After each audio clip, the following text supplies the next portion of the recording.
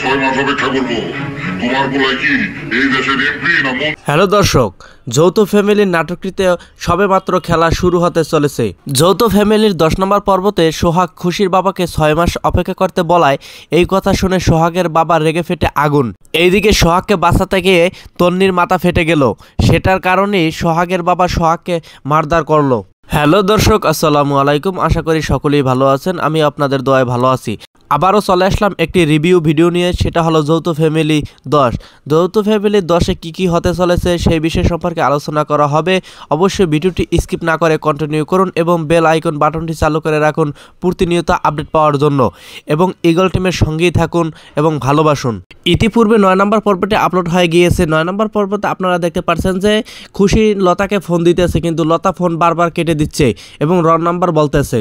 তারপরও খুশি ফোন দিতেছে লতাকে, এবং ফোন ধরার পর খুশি লতাকে বলতেছে আমি কাউকে কষ্ট দিয়ে বিয়ে করতে চাই না। এইদিকে তো সোহাগ রাতের আধারে বসে আছে টেনশন নিয়ে। এইদিকে তন্নি সোহাগকে ফোন দিয়ে জানালো খুশির ব্যাপারটা। সকালে দেখা করতে হবে তন্নি এবং সোহাগকে খুশির সাথে।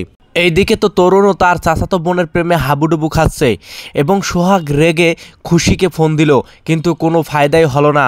এইদিকে সোহাগের বাবা ও তার চাচা আবারও ঝগড়া শুরু করে দিল। তারাও আজকাল যেন পোলাপান হয়ে গেছে। এইদিকে তো সোহাগ তন্নিকে নিয়ে খুশির সাথে দেখা করতে যায়, আর এইদিকে সোহাগের চিঠি এসে পড়লো তার চাচির হাতে। আর ওইদিকে তরুণ এসে খুশিকে সাথে নিয়ে গ্রাম ঘুরতে যাওয়ার কথা বলাতে খুশির মা বলল খুশির পায়ে ব্যথা, তাই সে যেতে পারবে না।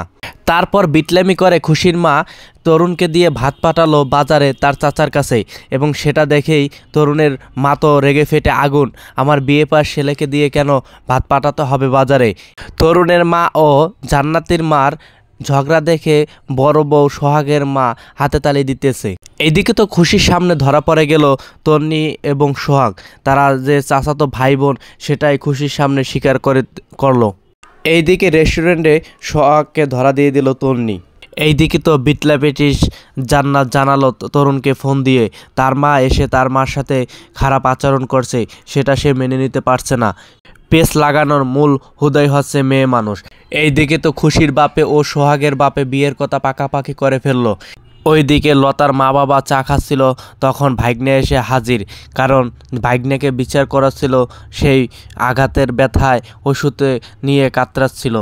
এইদিকে লতার মা লতার বাবাকে পরামর্শ দিল যৌথ ফ্যামিলির ভিতরে গ্যাঞ্জাম বাজানোর জন্য। এইদিকে তো তন্নি সোহাগের জন্য দূর থেকেই দোয়া করতেছে, কারণ তন্নি সোহাগকে ভালোবাসে, সে কখনোই সোহাগকে এই কথাটি বলতে পারবে না। আর এইদিকে তো রাগ করে তরুণ চলে যাচ্ছে শহরে, কারণ খুশির মার সাথে, কারণ জান্নাতের মার সাথে তরুণের মা যে আচরণ করেছে সেটা সে মেনে নিতে পারে না।